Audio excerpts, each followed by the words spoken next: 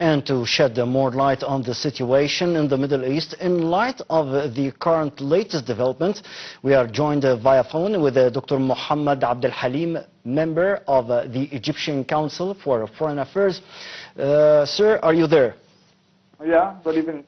Yes, okay. Let's speak about the latest ICC decision, as it's a non-binding one. Yet it was welcomed by the Arab nations. And if we look at the Palestinian enclave, still the civilians are under heavy siege, suffering from brutal killings, and also displaced in major genocide.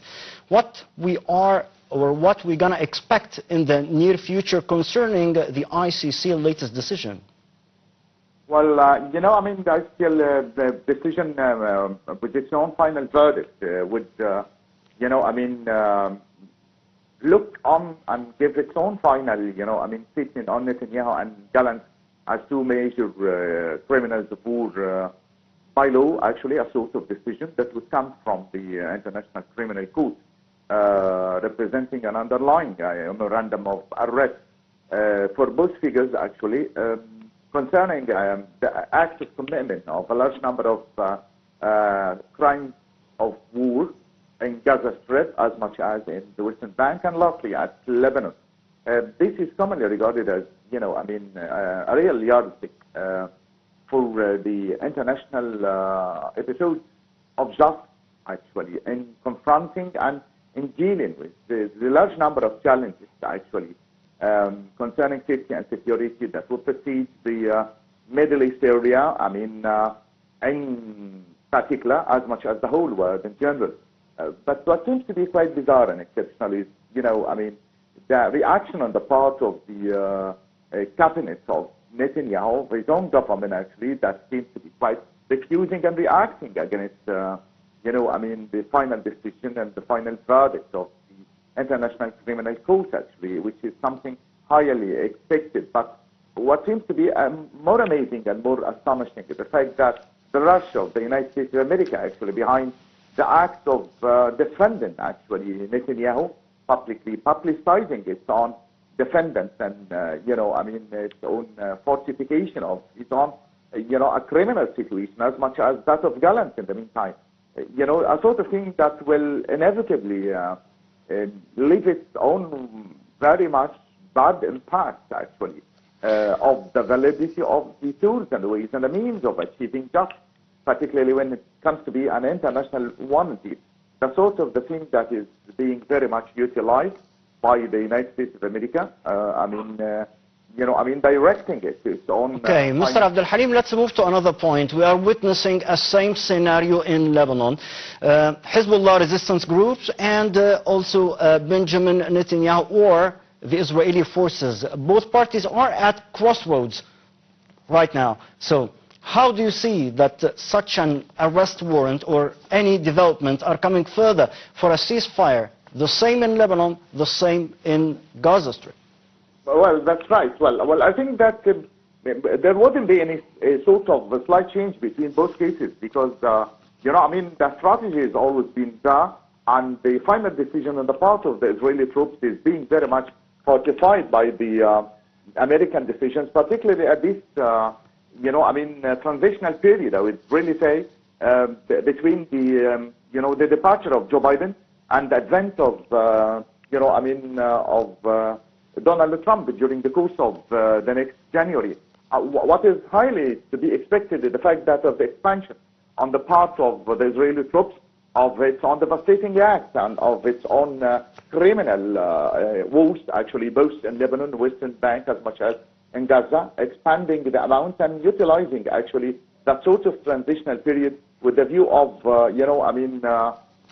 taking advantage, actually. Particularly, we would have to remember every now and again that the advent and arrival of Donald Trump to the Oval Office during the course of next January will be Yes, sir. This is one of the most important issues. On the 20th of February, another president gonna step in office, Donald Trump, back in the White House. So generally, how do you see the new American administration gonna cease fire, ban Israel from having much more destructive weapons, and also saving more of the civilians? The destructive weapons and the schematic agenda, actually, of expanding of the settlements, actually, of trying to take advantage of the perpetual sort of strategic friend, that is Donald Trump. Once we would have to remember, actually, the fact that, during the course of his own previous reign, Donald Trump did endorse at one time, actually, that, Jerusalem is the eternal capital of Israel, removing, the embassy from Tel Aviv to Jerusalem. A clear testimony to the fact that both figures are very much bound together, that they are assisting each other, not only during the course of the previous period of reign, but I think in the future.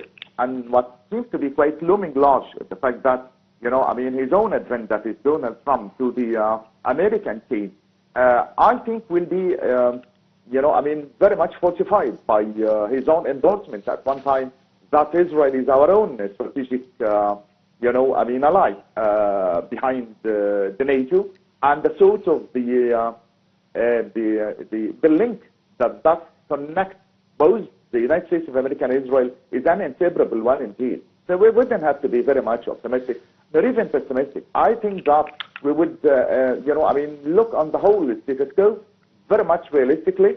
Putting in our own consideration that the sort of the inseparable tie will be always there. The expansion and the... Mr. Abdel Halim, actually we are running out of time, but let's have a final question in brief, okay? Yes, somehow the world seems to be inaction or ineffective in stopping that genocide. So how far the Arab League and the Arab members use effectively the ICC warrant? Briefly, please.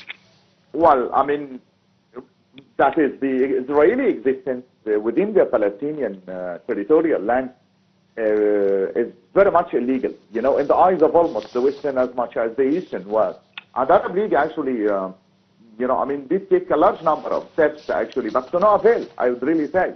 If it is indeed the case, the decision and the final verdict of the International Criminal Court, of the International Just Court, would seem to be non-binding actually. What would seem to be quite there, concerning the Arab League, apart from, the extensive, negotiations and the meetings and the summits that are to be very much maximized during the course of the previous year, well, I really think that almost the Western world would seem to be quite looking at it as non-abiding sort of decision, in addition to the fact that in the international law, the Palestinian land is commonly regarded as an occupying territory.